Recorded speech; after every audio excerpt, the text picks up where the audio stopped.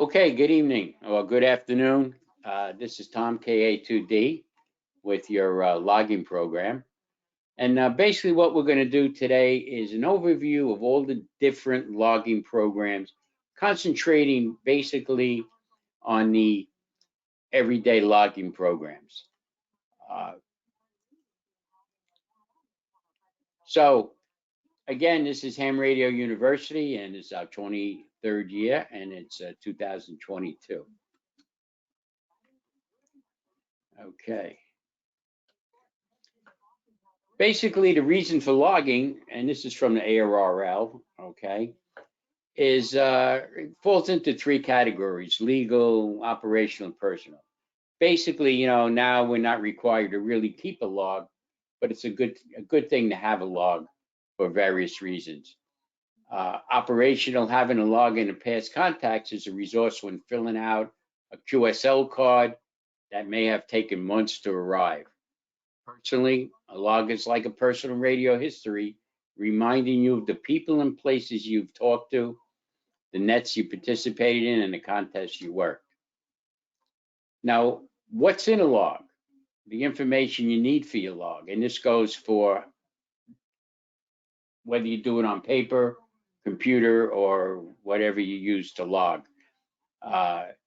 You need the date, the time, and it must be in UTC, so it's universal throughout the entire world.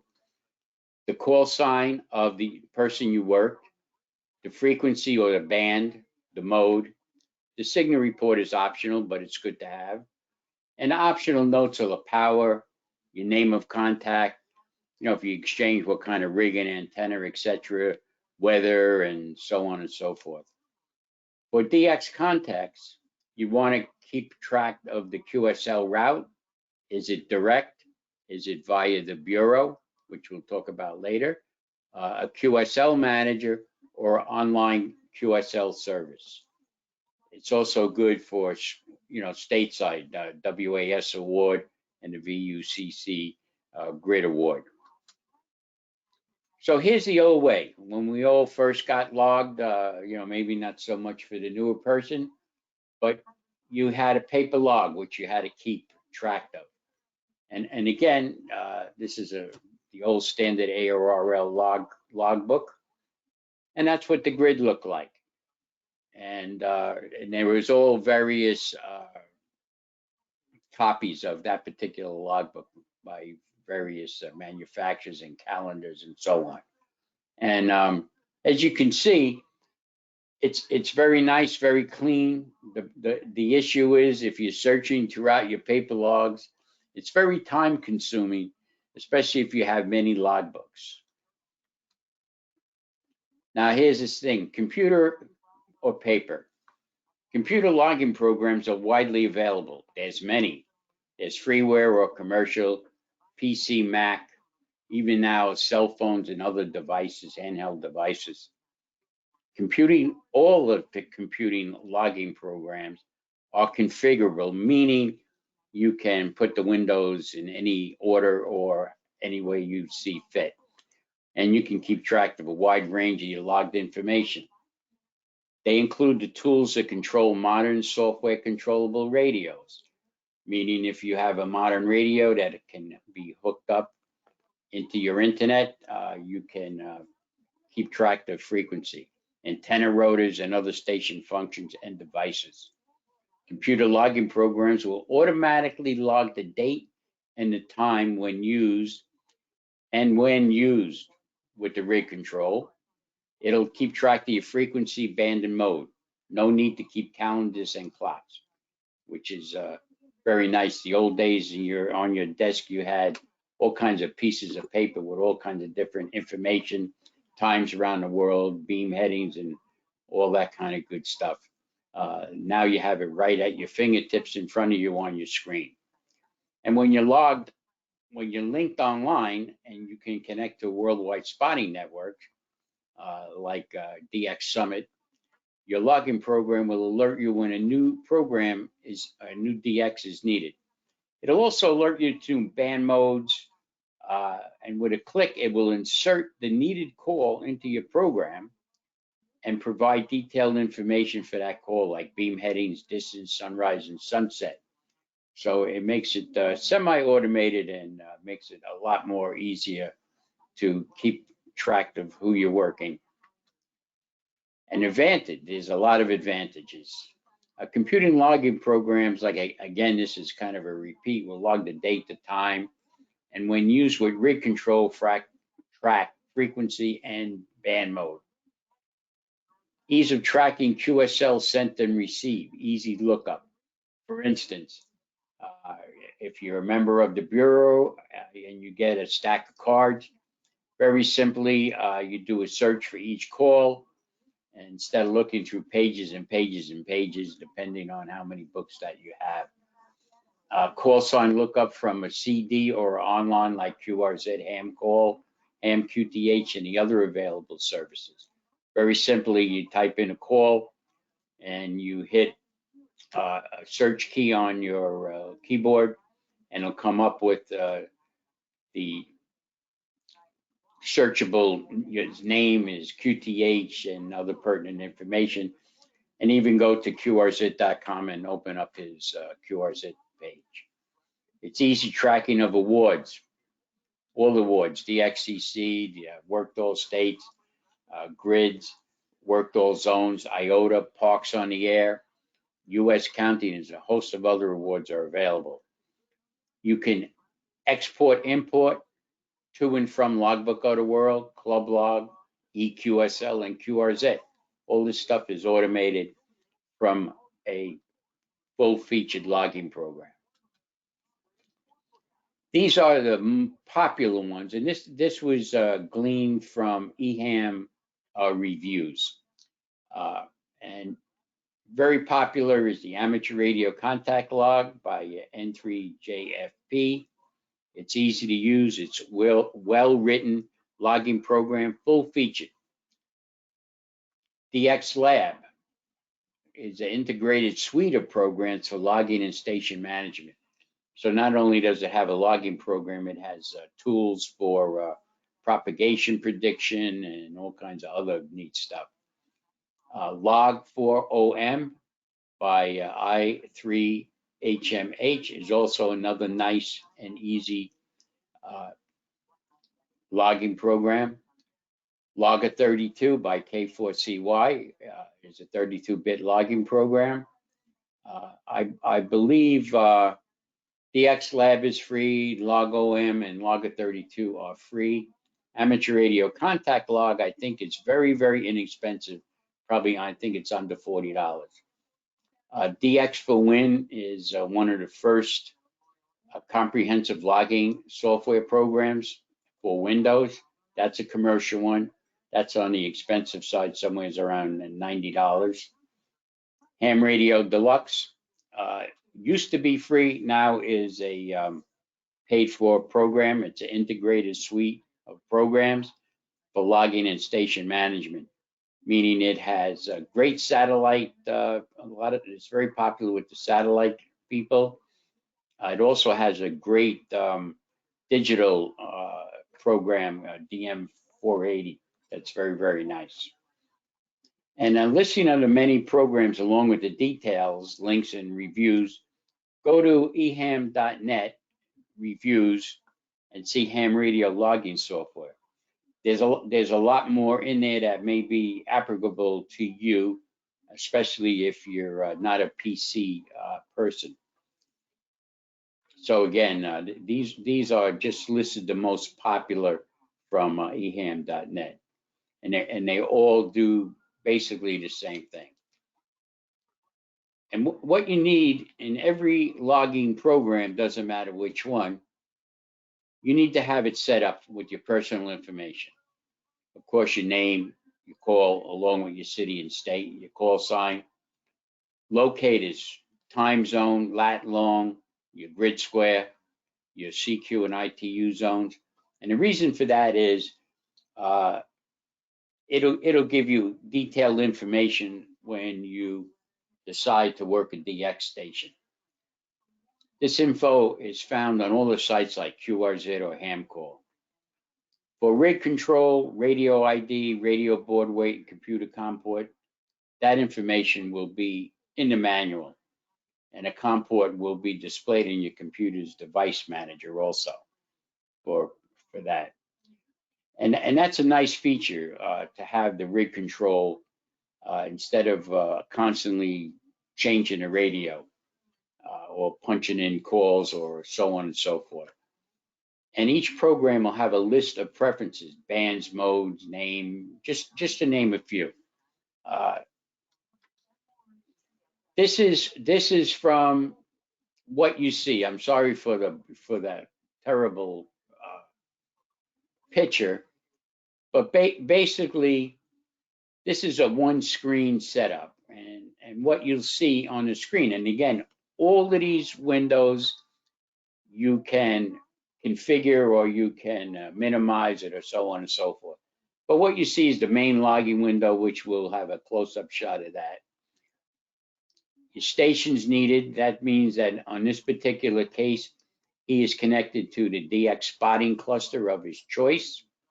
You'll see just below that is the DX spots.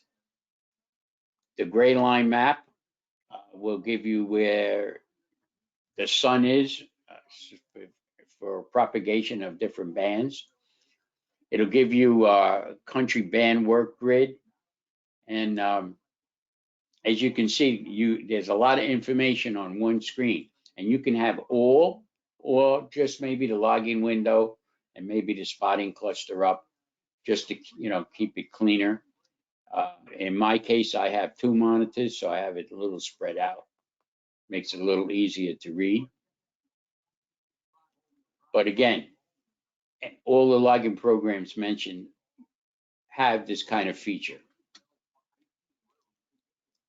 Again, logging programs, if you're into awards tracking, it'll give you matrices like this. This is from DX Keeper, which is part of the DX Lab Suite. And it'll show you what bands you worked a certain call sign on, what bands you need them on, okay? Great for submitting your award. And this is the main window, which is pretty constant of all the logging programs. This is again from DX Keeper, and we all wish that we would get P5DX, which is North Korea. But anyway, it gives you the call sign of the DX station, of course, reports. It'll, as you see, it tracks the QSL requested if it's by the Bureau, if he's a Logbook of the World or EQSL, or via a manager. It also gives you his DXCC prefix, the mode, frequency. Again, you'll see this is working split frequency. His continent, his ITU, zone and path, and so on. So again, it gives you some nice information at your fingertips. And again, this is the main logging window, pretty much the same on all of the programs. DX Spotting Network. This is something that started out in the late 80s and has developed into kind of a phenomenal. And if you're chasing DX or even worked all states or now parks on the air, kind of an invaluable tool. This is from a program, VE7CC, called AR Cluster. And this is, again, it's a Windows program. It's kind of a subset of your logging program. But it's entirely configurable, not only by the colors of each band, and so on and so forth. A lot of information on here. And it's a really nice program. This is the window from a typical logging program. What it will do is post what's coming from the various clusters. And you can see on the right, you can choose which bands you would like. If you're just hunting, say, on one band and you don't want to read all the other ones, you can search by band, mode, etc. To everything is, like I say, custom. By clicking on, for instance, if you click on the TN5E, that call will propagate your logging window, and it will give you a beam heading. It'll show what bands you worked them on, or maybe it's an all-time new one for you. And it'll give you all the information that you need about that particular DX, his manager, if he uses a manager, if he's so on and so forth. So again, saves a lot of paper scrambling from the desk. Here's a list of all the common features of all the mentioned logging programs. Very easy of record keeping. QSL, sent and received. And that includes any electronic QSLs, like QRZ, EHAM, Logbook of the World, and Club Log. It'll search by his call, a date, a band, a mode. Sometimes you get a card from a bureau, you say, oh, I didn't work this guy. And you put the date and the time in, you say, oh, I was off a letter or two or a number. Nice tool. And it's a great tool when you receive that envelope from the QSL Bureau, because you can process many, many cards and very quickly do it. Awards tracking. Your DXCC, your worked all states, your worked all grids, continents, IOTA, and like Parks on the Air, and many, many, many more. There's a lot of different awards out there. You can import and export to the various electronic logging very simply, all built into most of these programs by either automatically or just selecting a group or a data or so on. For instance, I do it every day manually, just stuck in that thing. Even though my program will do it for me, I feel more control to do it manually. So you just highlight all the stations you work for that particular day, export it, and then upload it to your favorite electronic manager. You can import logs. For instance, if you use the WSJT program with its various electronic digital programs, FT84 or JT65, or any of the new ones now. Very, very simply, some of the logging programs like DX Lab, Ham Radio Deluxe, and Contact Logger will automatically glean when you work at FTA Contact. They'll automatically put it in your log, so you don't have to manually import it. Printing QSL labels and/or cards, and all of that is custom to the type of labels you want. You can even design your own QSL card and print them out and mail them. And what's nice about it, they fill in all the information, and basically for personal touch, all you need to do is put your signature on it. Very nice feature. And basically, and this is a conclusion, and I call them daily loggers, and those are the ones that we mentioned, and there's contest loggers. They're somewhat interchangeable, meaning you could use the daily logger in a contest and a contest logger for daily logging. But during a contest, the daily logger will not keep your score, show dupes, or create the proper report for submission for a contest sponsor. The contest logger, again, will not track QSL and awards. So there's the advantage. And for instance, I use DX Berlin for my daily logger, and for a contest logger, I use N1 MM Plus.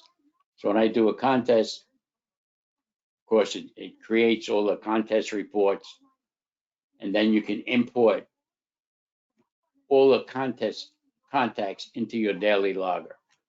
Very simple. It's a couple of clicks and you're done. So my advice is to use them as intended. After a contest, I just told you that, it makes it very, very simple. And it lets the confusion. So, and you probably heard this all the time from all the computer gurus. You always remember to back up your log. Always. You know, it doesn't take too much of fumbling or whatever to click in a wrong box and you get the, oh no, what happened? So anyway, hope you enjoyed the presentation.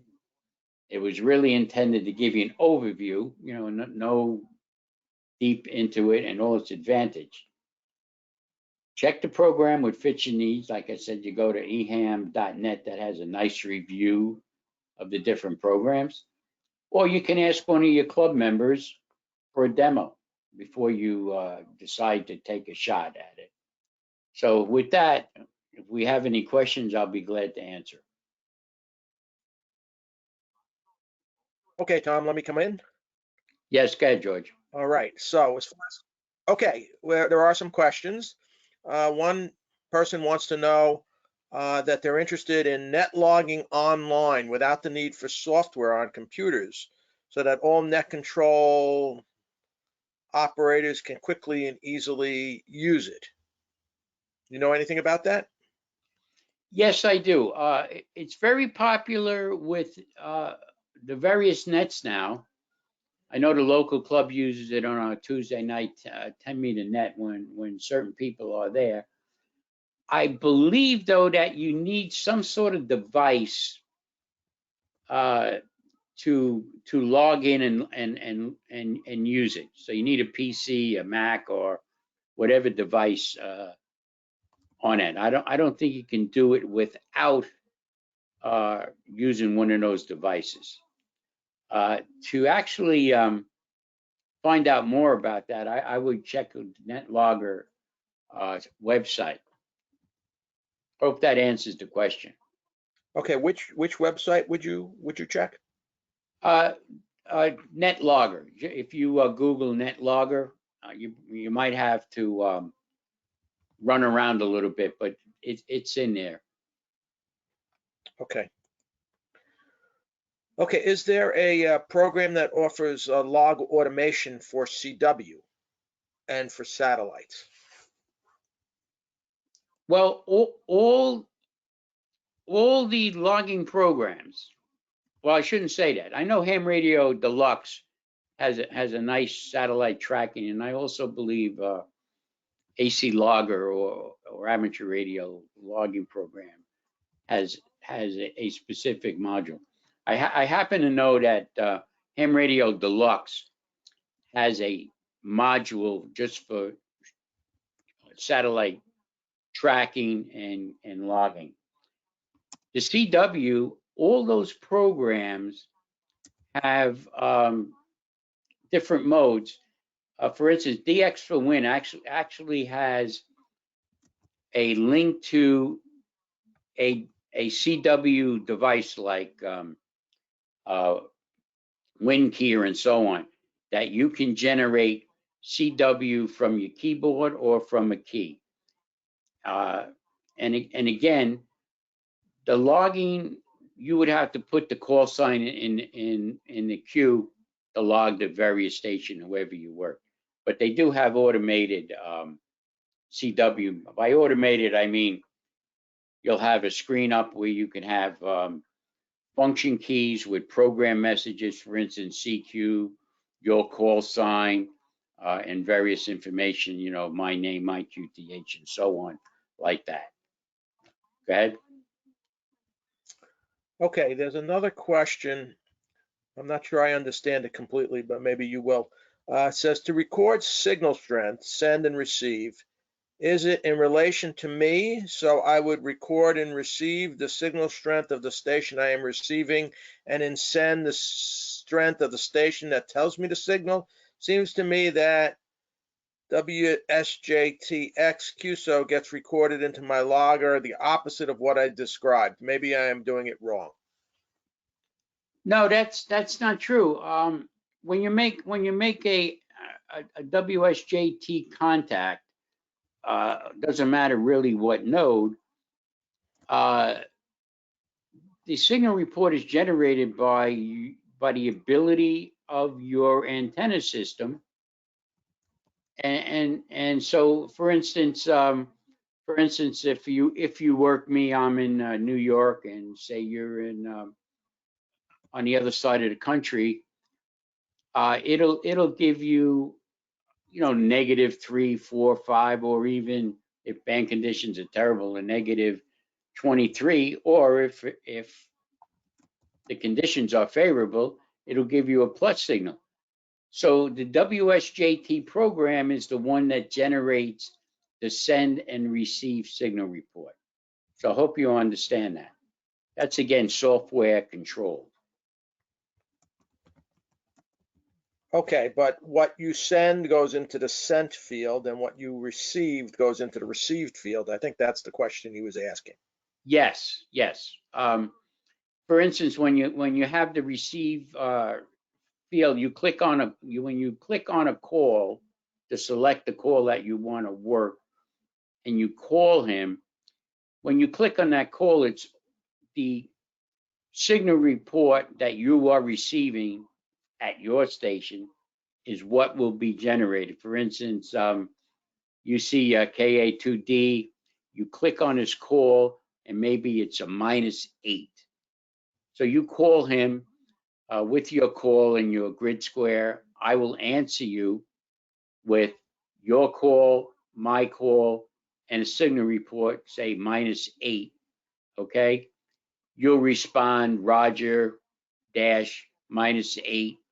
I'll send back either a 7.3 or RR 7.3, and then you reply 7.3.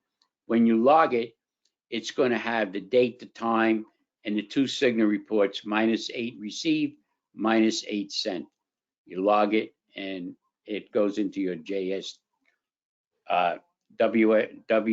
WSJT log, or it goes into you, if you have it integrated with your logging program, it'll go into your logging program like that. You won't see 5.9, 5.7, etc. Hopefully that answers that. Okay, thank you, Tom.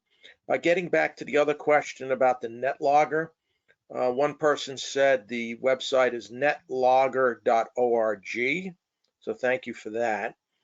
And the other person commented, NetLogger must be installed. Net Control Manager seems to be the only online live where no software is needed website. Is there another system like Net Control Manager? Okay, that I'm not familiar with that. Again, I basically, because I have not been active in nets for quite some time, I'm just aware of the program.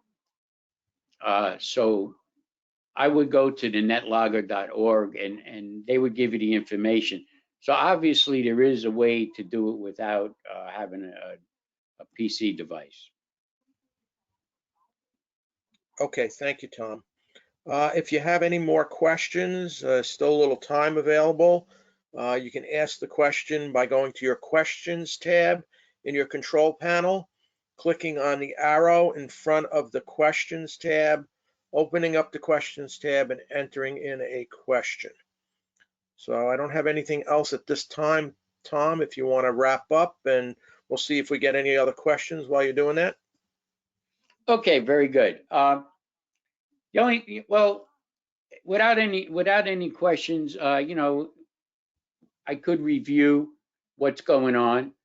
I've been logging on a computer since, oh boy, I guess 1986, 87, when it was very, very unfriendly.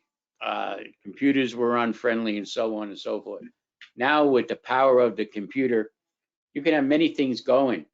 Typically during the day, I have my regular daily logging program up.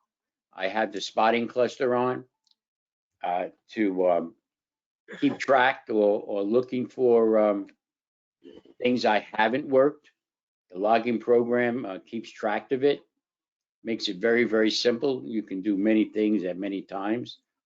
Um, so, you know, in my case, it's semi-automated, and it makes it a lot less fatiguing when you're playing radio for a couple of hours, or you know, basically if you're a contester, you're on for long periods of time. So again, if you have any questions, you can send it to my email. Be glad to answer them. The internet, Google is a great friend. There are many, many, many demonstrations on YouTube now. YouTube, I guess, since the pandemic in the last 2 years, have become a great instructional tool on how to, why to, and so on and so forth. And the programs themselves have great support. Those particular programs that I mentioned in the previous slides have great technical support by not only the program writers, but people that use the program. It's amazing all the different features that a group can come up with. So hopefully that will also aid you in selecting a program that you like to use. Okay, I got a couple more questions, Tom. Can any of the contest loggers be configured to limit entries by band privileges? Yeah, I believe they can do that. Somewhere in the preferences, uh, there is, for instance, if you're a general, you can configure the program not to transmit below your privileges.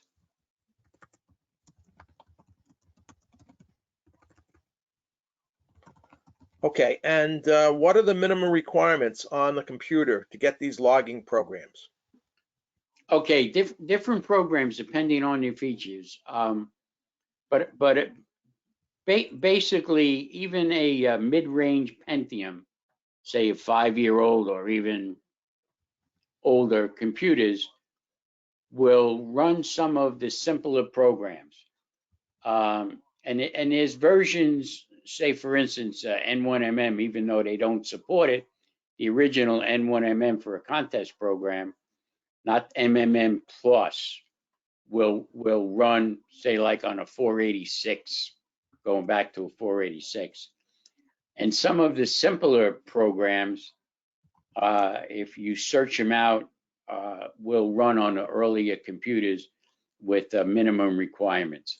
The full featured programs, and if you want to run all the different features, you know, you need a fairly modern, but even 5-year-old or 7-year-old computers. For instance, our club field day computers are like 5 or 6 years old, and they run the full featured N1MM Plus pretty effortlessly. So, and you know, generate all this stuff. So, and I know the DX for Win does it.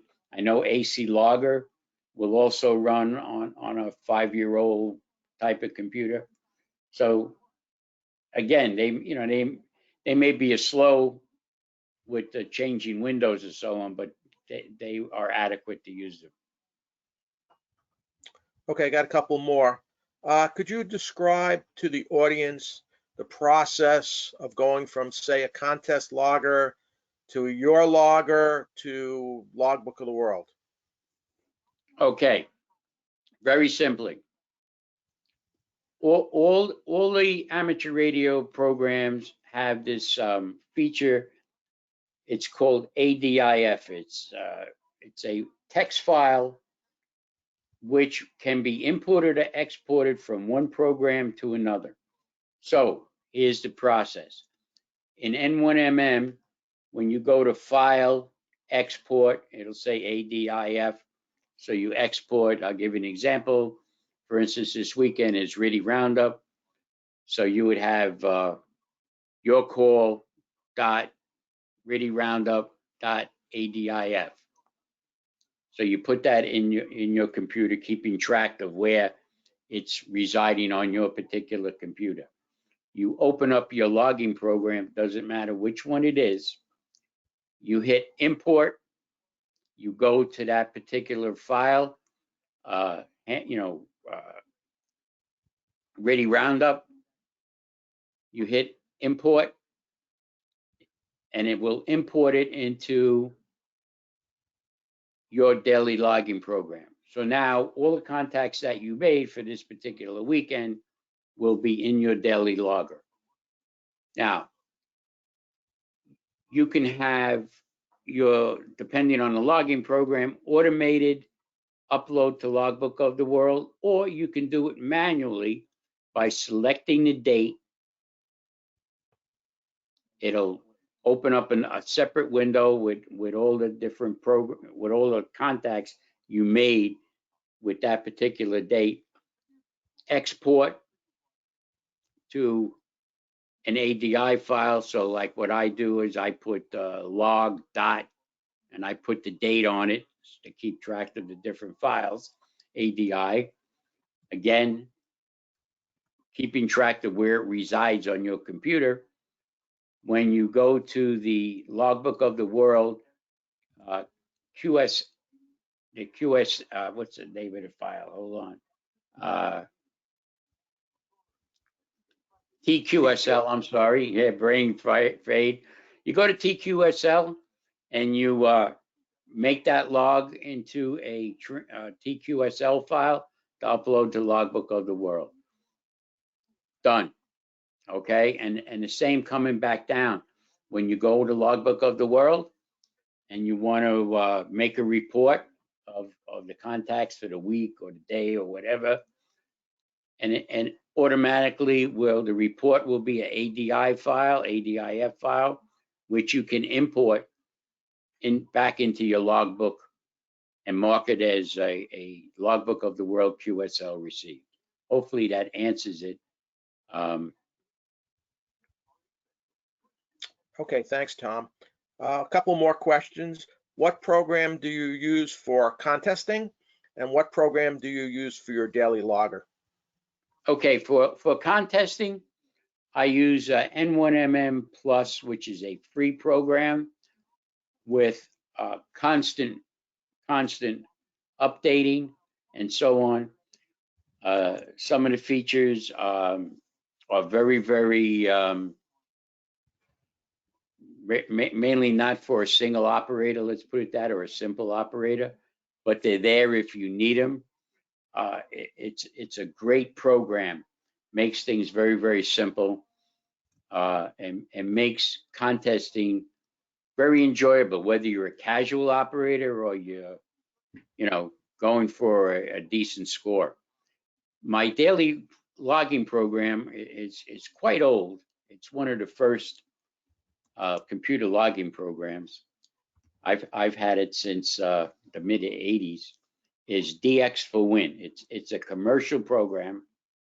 It has decent support, not the greatest, but decent support, and it's fully featured. If I can, let's see if I can figure out how to do this. Let's see if I'm going to close my presentation, okay, and bring up. Hopefully you can see this program. This is the main logging program. This is the spotting cluster, and what's nice about it, you can search calls. I'll search for George, and just got to move some things around here.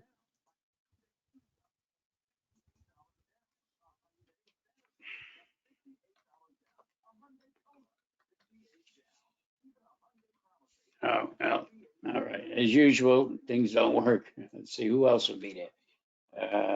S57DX. All right. So again, now you see I put in S57DX. and it brings up a window and it shows all the times that I worked him. He doesn't use, he's a direct guy, and so on and so forth. So that's as simple. But if you wanted to, you can go to File, Import or Export. You choose the ADI, you go to File, you go to Export, you give it a file name, and this way you can import it to any of your electronic logging programs.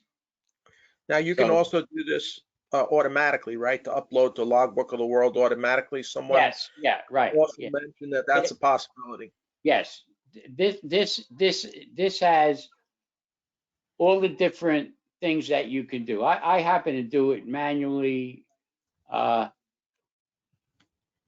just so my fat fingers don't mess things up. But all those programs that I mentioned do it automatically. Each time you log somebody, it'll upload it to Logbook of the World. It'll basically go through the manufacturer seamlessly once you set it up inside the program. This is the TQSL program, which again uploads. But this is what it looks like. Once you have an ADI file, you would sign a program, and this has, you could go to the Logbook of the World. Okay, I can sign in.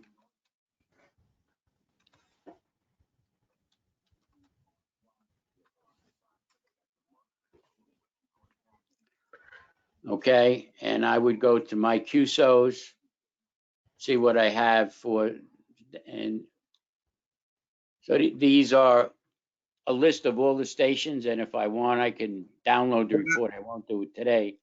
We're not seeing that, Tom. We're just seeing the TQS. Okay. Yeah, I got it. There we go. How's that? Yeah, good.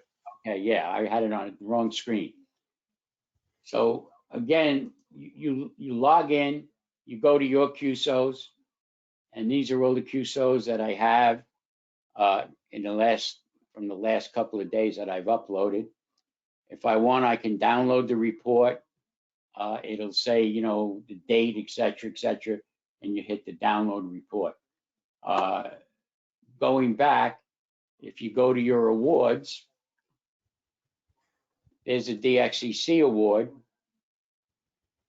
and it keeps track of what you have, et cetera, et cetera.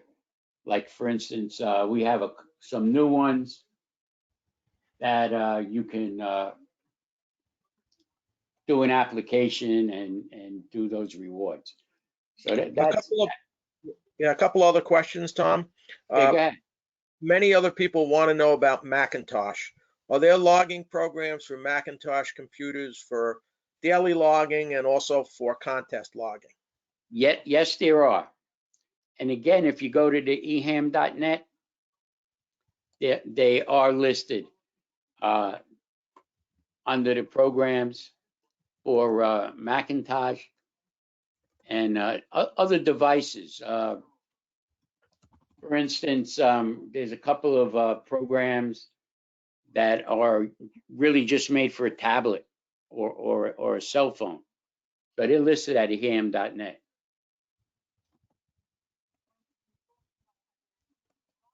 Okay, there was a question about one-by-one call signs in Logbook of the World. I know I've done that. There's a way to import them into Logbook of the World. Is it best for them to just go to the Logbook of the World website and search the FAQs? Because I think that's how I found it. Yeah, but basically, if you have a one-by-one call sign, special event call sign, okay, you have to get a certificate from Logbook of the World, and that certificate will be, say, for instance, if you had a special event call for this week, I'll just pick, you know, like our old W2V, which we used to use for Ham Radio University. It had a start date and an end date. So you would go to the TQSL program and generate or request a certificate for that particular call sign. Of course, you would have a start date and an end date. You would send it up to ARRL, and they would generate a certificate which you would load into your TQSO program, so that all the contacts that you made with that special event call sign could be uploaded to Logbook of the World. And it's just like having a regular call sign, but that's basically the process. And like George stated, a lot of that is in the instructions on Logbook of the World and the FAQs. Okay, thanks, Tom. That's all the questions we have. If you want to wrap up, and then we'll see you for the next session. All right, very good. Yeah, that was good timing. So again, 7-3 everybody. And like I always say, see you in the pileups, and enjoy. I had a good time, and hopefully you got a lot of information on this, which was very, very generalized. 7-3 from KA2D.